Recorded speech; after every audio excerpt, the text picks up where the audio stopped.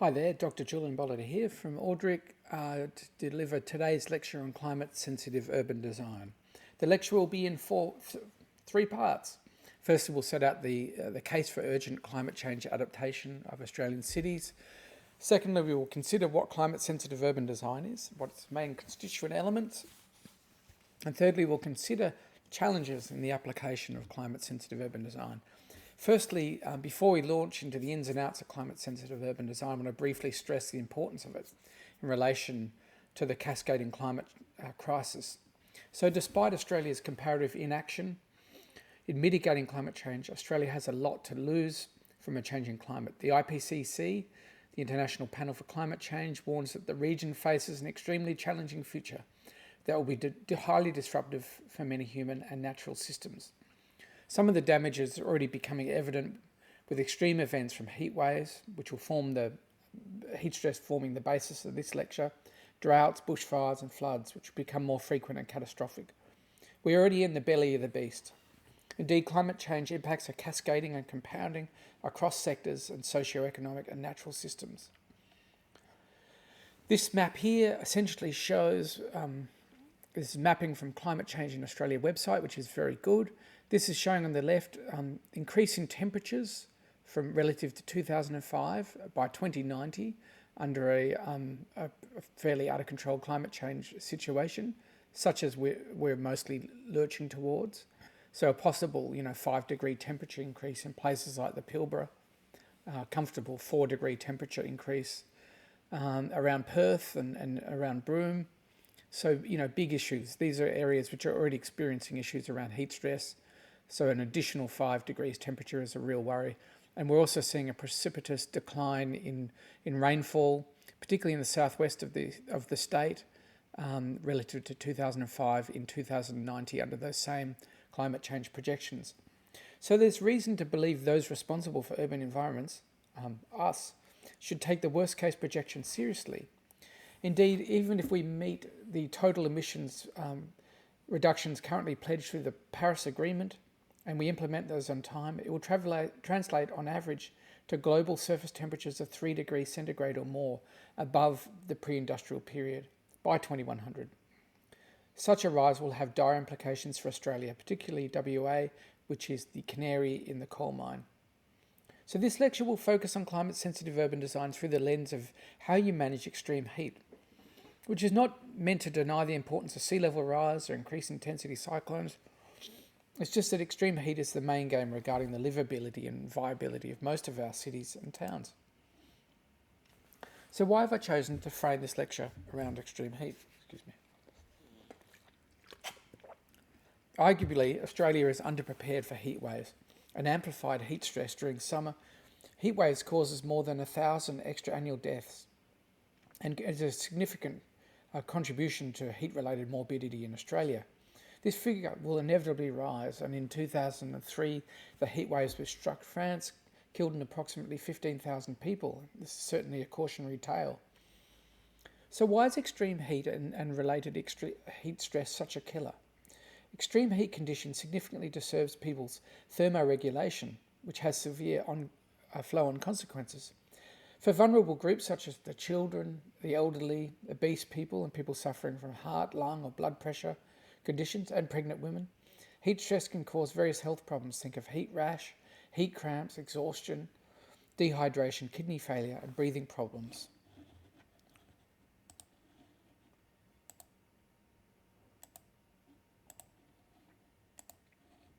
Associated issues of extreme heat load are people have trouble sleeping on hot nights. It takes longer for them to fall asleep, and when they do, their sleep is shorter and not as deep. And extreme heat is correlated with a decrease in productivity of over 10% here, a very costly phenomenon for society.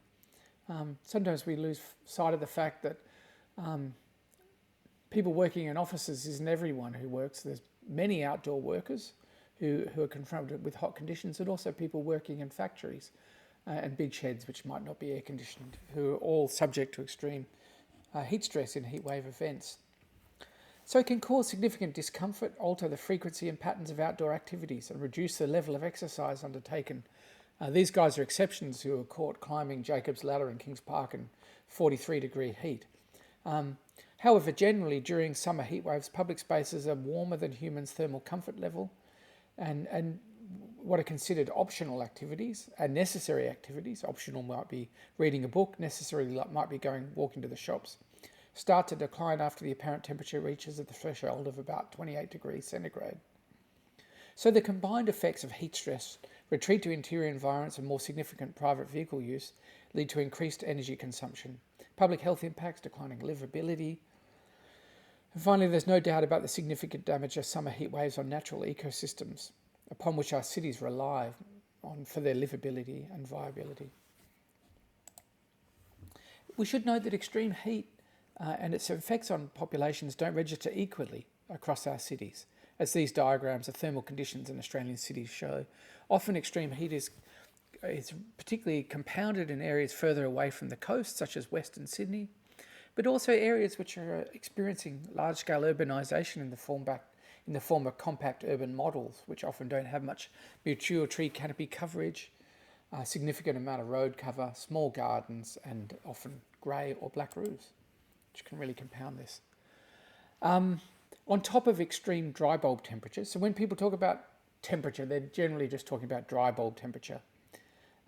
There are other temperatures to consider, which includes what is called wet bulb temperatures, which is a measure of temperature and humidity. And the effects of this high wet bulb temperatures can have a really pronounced effect on human health. This is because when you have just extreme heat, if the air is not saturated with water and is not particularly humid, then the body can evaporate water in the form of sweat to cool down. So things can be very hot and very dry, but you can still sweat and regulate your body temperature. However, when the temperature reaches a certain wet bulb temperature, which is a high humidity and high temperature kind of reading, the body can't really cool through sweating to the same degree because the air is so saturated that you're losing less water through sweating and evaporation, and therefore you're having a reduced cooling effect. So their projections are that when wet bulb temperatures consistently begin to hit 35 degrees, you'll potentially have lethal wet bulb temperature events. A lot of factors involved, but basically a kind of fit person sitting under a tree in a wet bulb temperature of 35 degrees would last about 6 hours before possibly dying because they can't cool down anymore. Now, generally around the world, wet bulb temperatures don't exceed 31 degrees for very long periods.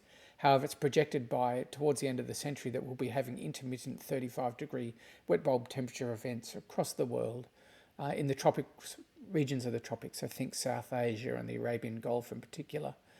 And we can see some of those cities which will be particularly confronted on the right-hand side of this slide. There'll be a big question of how these cities remain livable and viable in those temperatures, particularly for outdoor workers who are much required across all cities. So compounding extreme dry bulb and wet bulb temperature events is the urban heat island effect, which you might have heard of. So extreme heat is deadly dangerous, but urban heat island effect is also risky. It refers to the situation in which the excess heat load in urban settings means that they can be up to like 10 degrees warmer than the areas around them. So this is Louisville, in America. And we can see here that some of the downtown urbanized areas there are significantly hotter than the blue areas of the peri-urban areas around the city. So urban heat island effect refers to that differential in temperature. And it's best visualized as a dome of stagnant warm air over the heavily built up areas of cities. So what causes it? So typically it's caused by hard materials, think roofs, think driveways, think streets, all of which absorb shortwave radiation from the sun during the day and then radiate that out again at night. And we can see that here in this thermal image of a compact suburb radiating heat from those hard surfaces. It's also compounded by the fact that as it gets hot, people turn the aircon on, and then that spews more hot air out into an already hot context. And then more people retreat to the interior environments and more people put the aircon on in a self-fulfilling vicious cycle. It's also compounded to a lesser degree by industrial and manufacturing activity and just cars, which also just generally spew out heat. What is really interesting, I think, is that there's a dissonance between our compact city planning policies, which call for Increasing urban density, you know, to mitigate climate change and reduce climate change emissions, but also the fact that as we do make more compact cities, they tend to get hotter and we get higher urban heat island effects. So there's a dissonance there going on between those two factors. Urban heat island effect can be partly combated by lots of vegetation, but that's very difficult to do in compact settings. We'll talk more about that. So given the issues outlined, the IPCC affirmed that climate change adaptation is now essential and urgent. We have really high risks in Australia, and heat waves kill more people in Australian cities than any other natural hazard. And this is only going to increase. So we must adapt our cities to temperature extremes to make them lifeboats amidst precipitous heat waves. And, you know, this is not unusual, this form of development here of a compact suburb on the edge of Sydney. Dark roads, dark roofs, small back gardens, small tree canopy cover. Climate disaster in terms of adaptation, and so this is the challenge ahead of us, and we'll talk about that in this lecture. Quickly, just a note on the relationship between climate adaptation and mitigation. Sometimes it's cast as a binary choice and a kind of delegation of responsibility to go, well, we won't directly seek to mitigate climate change anymore, and we'll focus on adaptation alone as being that a kind of defeatist attitude. It's important to note that when you do adapt an area to extreme heat, you're also typically dealing with mitigation. If you have a building which is well designed to be ventilated and cool in summer, then you require less air conditioning. If you make and less energy consumption and therefore less emissions generally. If you make streets shady and cool, then more people choose to get out of the car and we lose those emissions and people walk or cycle. So this is the theory that through climate adaptation, we can also be mitigating climate change, and that the two are not, it's not a binary choice. So what is climate-sensitive urban design? So essentially it's defined as a design process that considers the essential elements of microclimate, sun, wind and temperature.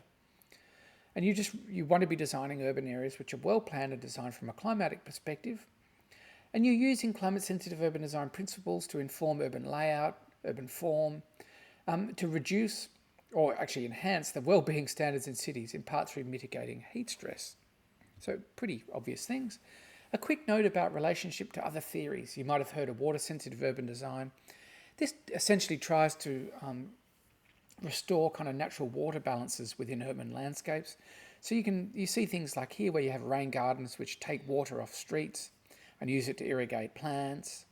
And all of these things help to produce a cooling effect. So the more trees we have and the more plants we have more cooling because of shade, and that water gets evaporated and that produces a cooling effect. We'll talk more about that. So water-sensitive urban design and climate-sensitive urban design overlap. Green urbanism, you might remember that from another lecture. It also aims for urban precincts and housing which respond to their climate. So, you know, it's much of it's sensible and it's picked up by other theories. Of course, it's nothing new. We've been doing climate-sensitive urban design for much of human history. Using passive design. Passive design is design that doesn't require necessarily air conditioning, using lovely shading arcades like we can see here in the Old Town in Barcelona, arcades which allow you to walk within the protection of those arcades but still allow ventilation of the buildings. But other things like porches and basements, natural ventilation and tree shading and the like, for the longest sweep of human history were all that we had to deliver thermal comfort in warmer climates. Indeed, the ancient Indian architectural manual Silpa Sastra laid out rules for the siting of villages, towns and forts based on prevailing wind directions and solar orientation. Building and street layout and massing were prescribed to enhance street level shade, pollution dispersal and stormwater drainage. So climate-sensitive urban design to some degree is about reclaiming something that we've lost. We really lost it in the mid-20th century, and Mies van der Rohe's Seaground building here on Park Avenue in New York, and we can see this with its glazed facade, which requires huge mechanical cooling and heating to stay thermally comfortable throughout the year. So this climate-sensitive urban design really is about trying to get away from such models and return to more traditional passive means to obtain thermal comfort. Okay, very quickly, some examples of contemporary models of climate-sensitive urban design. Masdar City here, designed by Lord Norman Foster in Abu Dhabi. It's really, again, it's adopting the language of a traditional kind of Islamic Arabic fort town in some respects. And we find here the language of the streets, where we have urban form, which is shading streets, which allow them to stay cool. We have breezeways, which are kind of carved through, which are the green spines you can see carved through the plan. All of these work to provide shade and ventilation in an extremely hot climate. We can see here the sustainable neighbourhood referred to as BEDZ in London and England. What makes this climate-sensitive urban design? Its buildings orientated south, which in the northern hemisphere is where you get your winter sun. So as you can see on this day, the sun is pouring in from the south into what are otherwise generally pretty cold and miserable London, terraces. Here they're flooded with sunlight. But at the same time, in summer, the sun passes directly overhead and you don't get much loading on that facade, which you can see the glass facade to the south here. So it both works in terms of winter warming and summer cooling, and we can see these sculptural and playful ventilation shafts for ensuring ventilation into what are often very stuffy terraces. A project in Japan here, Fukuoka, perhaps I'm saying that right, it's the Prefunctional International Hall. Shaped by solar geometry, it's orientated to the south again, and we see the use of extensive green landscape as a green roof or wall, which acts to insulate the building, providing cooling effects both within the building and outside of the building. So climate-sensitive urban design, it doesn't need to be, you don't need to be a slave to abstract rules. There's plenty of room for creative interpretation, as can be seen in these projects. So let me run you through the main principles of climate-sensitive urban design from the regional scale, the national scale, right through to the building scale. And again, I'll be applying these to a Perth sort of Mediterranean climate. I believe Perth might have lost its actual Mediterranean climate classification, but nonetheless, places with hot and dry summers will consider the climate-sensitive urban design for their application in those environments. But just before we do that, zooming out a bit, here we can see, a worst-case projection for 2090 for summer, and these are maximum average daily temperatures, and we can see up around Karratha, for instance, that's getting up around 43 degrees. This is not the maximum, this is the maximum average. So we're beginning to find, despite the belief that we'd be able to adapt to climate change, pretty much everywhere on the globe, there are regional hotspots emerging where it probably will, over the fuller sweep of time, become something that we'll just have to abandon. I'm not saying we should immediately abandon Karratha. That's not what I'm saying. But I'm saying significant adaptation will need to occur. And it's just a question of whether within some of these centres we should be trying to compound population growth. The problem in Australia at the moment is that we have policies which are not particularly well calibrated to future climate. Think of policies like the White Paper for Developing Northern Australia, developed under the Abbott government. It's getting on a bit. But they wanted to quadruple the population in Northern Australia. And really, I think there's an argument, given the kind of extreme wet bulb temperatures we're talking about, that you might not want 4 million people in Northern Australia in 2090, and that we need to begin registering these larger climate change projections in terms of how we think about our settlement patterns. So Australia needs a national urban policy, and one of the climate-sensitive urban design principles that should be applied is don't compound population growth in places which in the long term won't be very livable. So that's an obvious one, but one that we're not particularly good at. At the city scale, we can really consider using green systems to deliver cooling benefits. I'll talk about this in a bit, about how they do that, but green natural systems, when they're arranged as kind of fingers reaching into a city, can deliver cooling benefits into areas which are confronting extreme heat and urban heat island effects. So really, when you're thinking about climate-sensitive urban design at the city scale, you want to be looking at things like rivers, you want to be looking at floodplains, ventilation pathways, existing vegetation, and try and maintain the integrity of those green infrastructure systems, and as much as you can, drive them into the centre of cities to yield these cooling effects within otherwise very hot urban areas. Of course, big trade-offs with bushfires and bushfire vulnerability, but from a heat perspective, this kind of sense of green wedges, such as we see in Melbourne here, are effective in terms of trying to reduce temperatures. At the neighbourhood scale, again, green infrastructure, green system, large parks can have a huge effect, a cooling effect on the areas around them and within the parks themselves. So we can see here, this is a park in Mexico City. Let's find the name of that city. It is, okay, let's just say it's in Mexico City. So this is a big urban park, and we can see the kind of the cooling effect that you can see within the park here. You know, it's a lot cooler than the areas around it, some distance from the park. So in this way, the park can be kind of a refuge, I guess, from the heat, but it can also work to actively reduce temperatures of the areas around it. So these temperature readings were done several hours after sunset. So this is when the urban heat island would generally be at its most pronounced. And so we're finding the park is working to cool the areas around it. It's also introducing more moisture into the air in the form of relative humidity. So this is green infrastructure and its potential role in cooling effects. It's not just Mexico City either. This is Hyde Park. And I sometimes ride my bike through that on the way to work. And it's amazing. When you descend into Hyde Park, it's not like it's a huge hill, but you descend gradually down here to the lake and then back out again. The temperature drops a couple of degrees because of the cooling effects of the vegetation, the cooling effects of the water, and the fact that at night, according to what's called katabotic flows, water flows down a hill because it's hotter than dry air. So I'm talking a fair bit here about how green infrastructure in the form of parks and other systems can produce urban cooling. How is that? So, well, firstly, it's because trees intercept some of the sun's energy. They reflect some and absorb some for photosynthesis.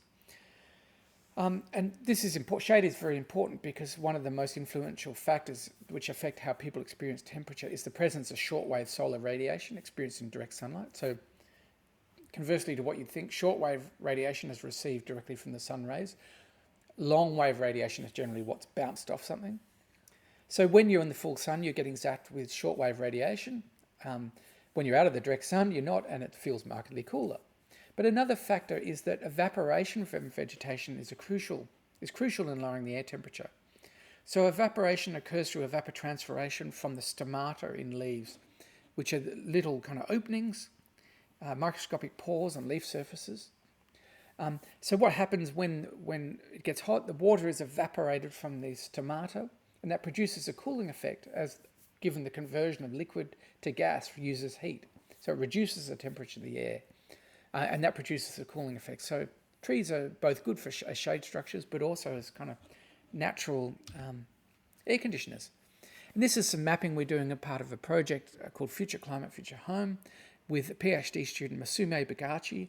And this is just showing a kind of perception, human body's perception of comfort here in different urban forms in Perth. And we can see in a typical Radburn layout, which is in the bottom left, there's real refuges opening up there where we have irrigated grass and tall trees, which are cooling down the areas around it, but providing a refuge from the heat.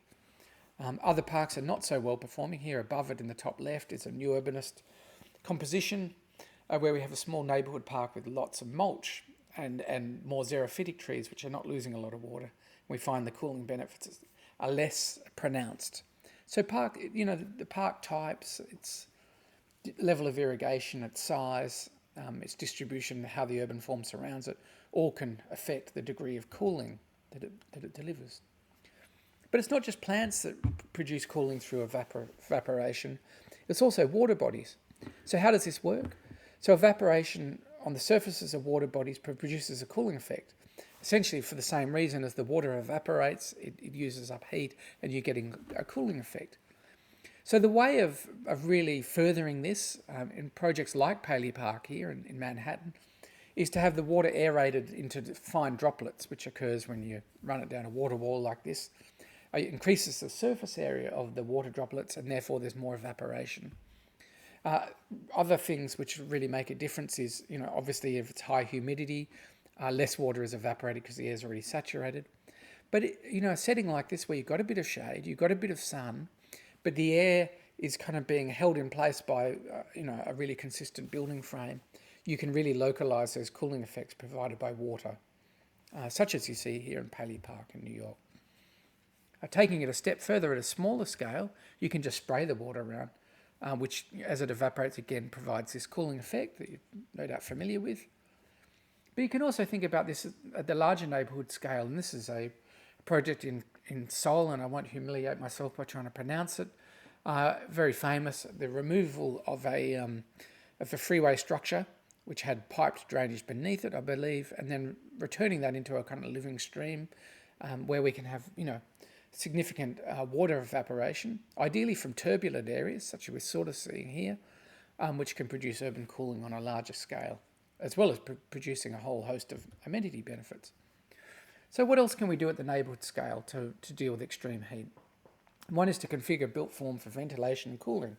So generally, buildings should be parallel or up to 30 degrees to the prevailing wind direction to maximise the penetration of prevailing wind through a district. So one way of doing that is widening streets to ensure effective ventilation. So you're orientating and widening the streets to turn them into kind of funnels. The other thing to do within quite compact areas is to have a varying height profile. So you have low-rise and high-rise buildings set around each other. This can help to instigate wind flowing through the area. Of course, anyone who knows St George's Terrace and Perth would say, yeah, well, wide streets orientated to the sea breeze can be wind tunnels. So that's where you need to think about using elements like trees, which are rough elements, but which slow wind flow down but don't block it in the way that a building does. Other things to consider is that heat emitted by buildings can easily linger in streets, leading to the urban heat island effect.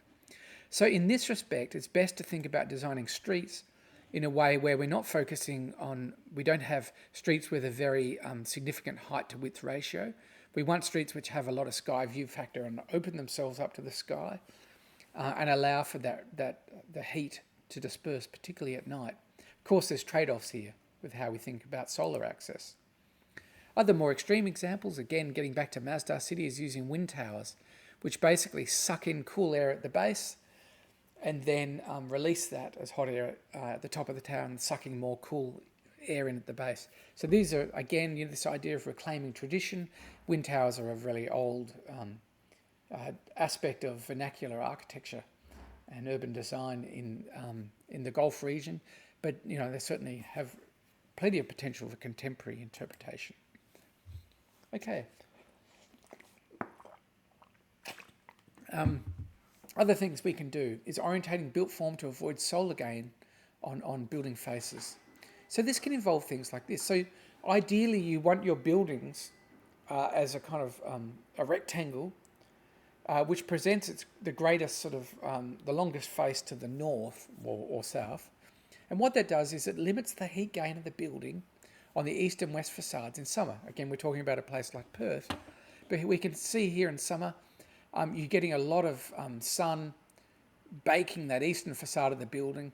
The sun's then going directly overhead in summer and then setting in the west and then loading up that western facade. But the longer length of the facade is being protected, okay? But in winter, what happens is the sun scrapes its way along the northern kind of, to the north. Having the long edge of the building facing north means you get lots of lovely winter sun in, and we can see that there, how the sun is moving in terms of its height between summer and winter in this sectional diagram in the bottom right. So building orientation is really important. But of course, I've brought this up under neighbourhood design strategies because building orientation relates to street layouts and lot layouts. So we have to be very careful when we lay out our streets, because while buildings might only last 40 years, streets and lot layouts will probably be with us for hundreds of years as this climate crisis unfolds. And we need to be designing lots, street layouts, which facilitate buildings which face north and reduce the kind of degree of facade which is being cooked by the east and western sun during summer. So a really important thing to think of.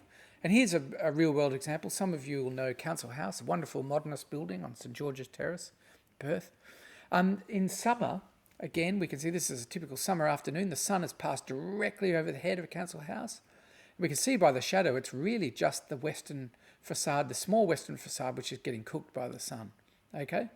So the modernists might have been shocking at a lot of things, but they were pretty good at orientating buildings. And in winter, we can see here, look at the long shadow behind the building. So the sun is scraping its way along the northern kind of horizon, and you're getting a long shadow.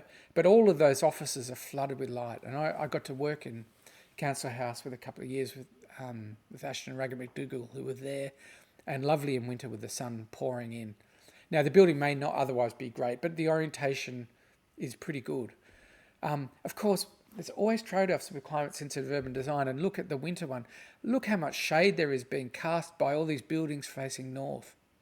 They might be lovely sunlit offices for the guys working in them, the people working in them, but the streets are shaded and dark and cold and dank behind them to the south. So that's just a typical trade-off of climate-sensitive urban design. You can't have everything. So another strategy for urban cooling at a neighbourhood scale is shading streets, in the first instance using buildings. So here we can see, this is I'm going to murder the pronunciation of this, a traditional street in Jaisalmer, India. So it's a hot and dry climate, perhaps not that different from Perth, it's desert context. But what we see is that the street form that emerges narrower near the roof level and provides shelter and shade at ground level. So buildings can provide a really effective way of shading the public domain, and this is certainly what we see across the much of Islamic Arabic urbanism. The problem with this can be, though, that as we narrow that height to width ratio, is that the streets, when they get hot, then can really hold on to their heat, which radiates around there, and there's not much of a what's called sky view factor, which is the amount of sky that I guess heat can be then just reflected into. So there's a trade-off here. So it's providing lots of shade, but it's also not necessarily providing much ventilation. Ways around this can be, shade structures which are permeable or which can be retracted to allow for air to escape, particularly at night when all those hot surfaces are radiating out heat. How do you provide a shade structure which provides shade during the day but allows heat to radiate at night? More trade-offs there.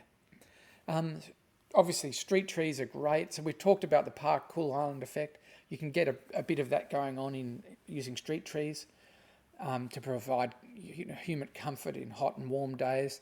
And we can see here, this is in Tel Aviv. The little X's mark temperature sensors, and where we have the street trees, the air temperature is dropping, the relative humidity is going up. Now, of course, like as we talked about, the cooling effects of trees is dependent to a large degree on their shade, but also the degree to which they're evaporating water. In a city like Tel Aviv, you don't have much water, and the same in Australian cities. So we can be using things like rain gardens, which are referred to in water-sensitive urban design as passive irrigation, which is where we get water off roads and then we can redirect towards planting, which can then be used to take up that water and then evapotranspirate it and produce urban cooling. So, tree canopy can lead to a really significant reduction in temperature, according to the Water Sensitive City CRC, of between 10 and 25 degrees centigrade. The great thing about them too is if you plant deciduous trees, then they let sunlight in winter, and you've got the best of all worlds. Other things are to increase the albedo of surfaces. This can be done at a neighbourhood scale. This is a project which has been deployed as a test case in Western Sydney, which is painting roads grey, essentially. So light and reflective colours help to bounce that long wave radiation and reflect it, right back into the atmosphere. And it stops surfaces warming up to the degree to which they would. We could see that, this cool road idea here is, leading to an 8-degree cooling, which can then reduce urban heat island effect at night. Apparently, it's also extremely good for doing burnouts on, because you get a lovely black kind of skid mark. So, they say climate-sensitive urban design approaches should deliver more than one benefit, so there's two benefits there. Other things you can do at a neighbourhood scale is using permeable paving. So here we've got aggregate basically between paving units, which are discontiguous, and then we've got some planting material in there, which is, as the water evaporates, it's producing urban cooling. Not much shade, obviously, but also the surface is then lighter and it's absorbing less heat than would a standard road. So some cooling effect there. So finally, at the building scale, this is Chicago City Hall, I think. So this is green roofs. They're often deployed at the building scale. Why? because it's roofs which tend, particularly in a high density setting, roofs are typically where you get most heat transfer between external surfaces and the interior of the building. So green roofs are great for producing urban cooling because they insulate, they evapotranspirate water and produce cooling, and if they're of a certain kind, they can have shade. Generally, you either have lightweight roofs such as these, which are probably not designed for a green roof, so it needs to be kind of just a very thin planting substrate, and you have small plants like sedum on there, or where buildings are actually being designed for green roofs. You have appropriate structural design, and you can have trees and deep soil up there in the roof. So it affects the degree of urban cooling, but even a thin green roof like this can have a market effect. Where you don't have the budget or the structure to allow retrofitting an existing building to have a green roof, you can just paint it too. This is a way of mitigating urban heat island effect and reducing the heat transfer from the roof into the building. So it can have a big effect on the cooling loads required in the building. This is part of the New York City Cool Roofs program, where they're going around and painting thousands of roofs, essentially with white paint to increase thermal reflectivity or albedo. This is something which was forgotten in the headlong rush towards building glass boxes in modernism, was the reduction in size of windows, or developing lightweight building facades which can really shade that facade and minimize heat transfer from outside to inside in a building. They can be a beautiful thing. Timber. This is an example of the Melbourne City Council House building. And it's a wonderful example of climate responsive design, which is also totally beautiful. Obviously, this is not an architecture unit, but insulation, double glazing and such approaches also really important, reducing that heat transfer. Ventilation in buildings is critically important for trying to ensure passive cooling, and many people don't need air conditioning. So essentially you want to have lots of lightweight walls which can be opened up to allow these flows through buildings. It gets particularly difficult when you have apartments which are double loaded, which means an apartment, a corridor, then another apartment. Single loaded apartment buildings are better, where you have a dual aspect apartment which can just be opened up at either end. But without this passive or cross ventilation, the reliance on air conditioning is certainly much more pronounced. So it all sounds good, but what about challenges in applying climate-sensitive urban design?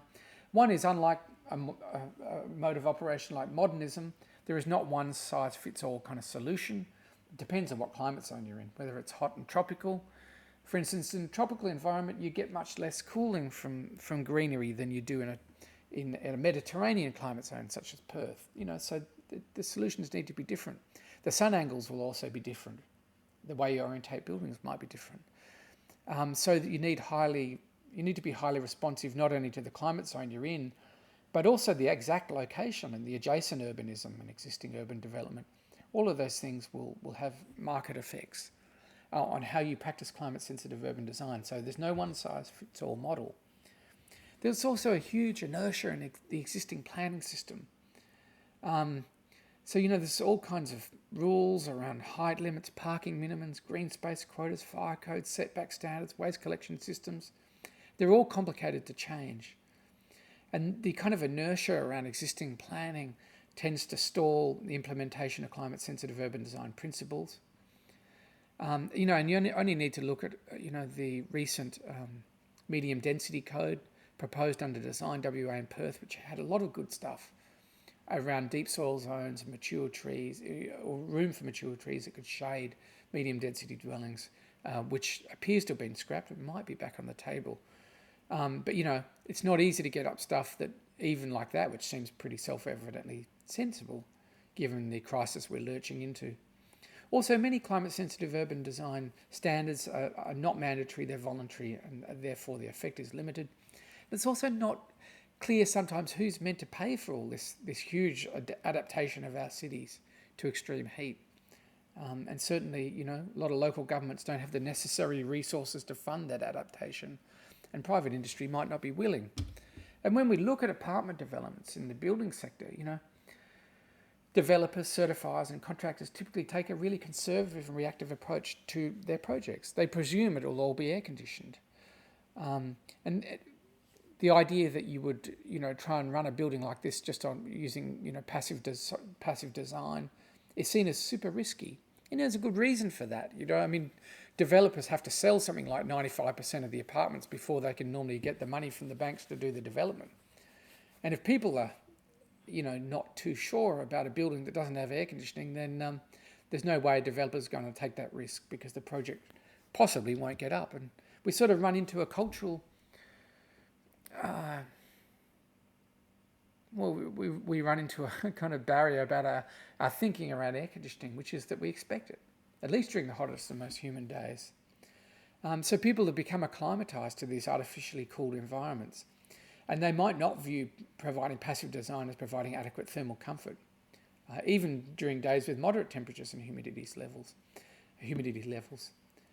It's really hard to counter this kind of now perception that this is now normal, that we live in air conditioning. In terms of the application of green infrastructure strategies, like using Park Cool Island effects, it has excellent potential, but there's certainly limits. And one is that we're just running out of water. So how are we going to reconcile this trade-off between water use and urban cooling? We need water in the landscape to produce lots of urban cooling, but we're running out of water. But it's getting hotter. And how do you trade these things off? There's a delicate balance required. And we know that that's important because, for example, dry grass can be as hot as road surfaces on scorching days, while irrigated grass can be as cool as trees. So water in the landscape is critical. It's also things like what we're showing here, more mapping from Asume on her PhD and our Future Climate, Future Home project. Let's go back to the Radburn example on the left. This is by 2090 on a February day. What we're finding is there's not actually so much cooling effect associated with those Radburn strips anymore of vegetation. And that's because a couple of things. The trees are starting to shut down, the stomata are shutting down in that extreme temperature, and they're not releasing as much water, and therefore there's less cooling.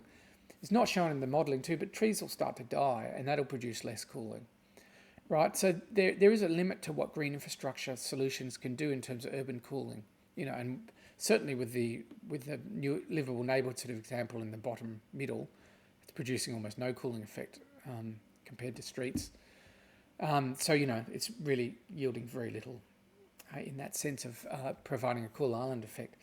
Also, the other thing is that despite the urgency of climate change adaptation, green infrastructure strategies take a long time to mature and effectively deliver urban cooling. This can't be done overnight, particularly when we're getting a lot of tree loss. Here's an example of a survey we hope to run as part of that project, but there'll be big trade-offs between parks which use a lot of water and deliver urban cooling, and the degree to which we can sustain them, So we're interested in running surveys, surveying both park managers, but also people just generally about the degree to which they would accept more water use if it produced more urban cooling, or the converse, less water use and more gravel, but also more extreme urban heating. Other issues are in the application of climate-sensitive urban design to built form strategies. So this building's not bad. This is Hillside Gardens. It's Cranston Sheldon 1960s apartment building, or 70s, orientated north. So, pretty good in terms of solar gain and heat loading in summer, and probably gets lots of nice winter sun under those balconies. But, it doesn't address the street. It doesn't have an activated street frontage. It doesn't provide much passive surveillance of the street. So we find ourselves with this. Again, we're trying to reconcile what climate-sensitive urban design tells you to do and what conventional urban design might tell you to do through the lens of new urbanism, So that's tricky stuff, to resolve, and how you kind of weigh those different trade-offs is open to conjecture, So and particularly when you're designing buildings, for instance, with an existing urban area, which is kind of locked in by existing street grids and site layouts and lot layouts and all the rest of it, there's sometimes not that much you can do. The other thing is, the application of climate-sensitive urban design to built form is that so many of the buildings that will be with us as the climate crisis unfolds are already there, and they're not easy to adapt. You can't just necessarily put deep green roofs on them. You can't change their orientation. So you're kind of locked in, and this has huge implications and reinforces why urban designers need to be leading conversations around urban fabric, road networks, land parcel sizes and orientation, and I would say urban space systems as part of that. Again, another barrier is, just this dissonance between compact city models, such as we're pursuing across all Australian capital cities, and the fact that actually suburbs, at least in their quintessential form, such as Mount Lawley here, pictured in Perth. I was lucky enough to grow up here, not lucky enough to live there now, but that had huge trees, huge, cooling from the shade and evapotranspiration from them. But that sits in direct contrast to what we're trying to deliver through compact city policy. So compact cities might be good for mitigating climate change, reducing the emissions of car travel and heating and cooling perhaps, but they're not so good for adapting to climate change because you don't have this green infrastructure driven through them. You don't have the ventilation between the dwellings to the same degree. So there's a critical need for where we are doing density to try and deliver the best of both worlds, the ventilation and greenery of the suburbs with the efficiency and amenity of urban areas. Finally, climate sensitive urban design and passive design are all well and good, but you get to a certain temperature where you are going to need air conditioning, particularly in a heat wave where there's a attendant public health crisis from a heat wave. We need cool indoor spaces for public access. It's really critical, particularly for vulnerable populations that cannot afford air conditioning. So they need access to cool buildings, energy credits, and the provision of air conditioners may also be needed. So it's about optimising design so that you need air conditioning on the bare minimum of days, but it's probably realistically about providing it on those days regardless. Conclusion. So Australia's current reactive climate adaptation is insufficient. Too late, too costly, and too little. We talked about this, but just look at that for a climate disaster. So the IPCC explained the worst projected climate change scenarios leave many of Australia's human and natural systems very high risk and beyond adaptation limits. But we're still flying blind, really, from the perspective of climate change adaptation, and many planning decisions proceed on a business as usual basis. And that's because you busy designers and urban designers, you're involved in the day-to-day of urban design. And that is really busy sorting through you're very busy sorting through the immediate issues we face. So planning for longer-term climate change can be too hard. Thus, as Peter Seymour explains it, we just go on with business as usual. Indeed, because the built environment is such a heavy fixed thing, it is slow and it's expensive to change. But the adaptation task is almost vast and unquantifiable. So the quicker we confront it, the better we can manage it. More of it will be with us for centuries, as adaptation will be an ongoing process of responding to change with no endpoint. The sooner we start, the better. So this lecture has been directed towards that end. This project is too, Future Climate, Future Home. We're delivering this project over the next 3 years with local and state government, climate proofing, precincts and housing case studies right through Western Australia's climate regions. We welcome students who want to focus on related topics, and thank you for listening.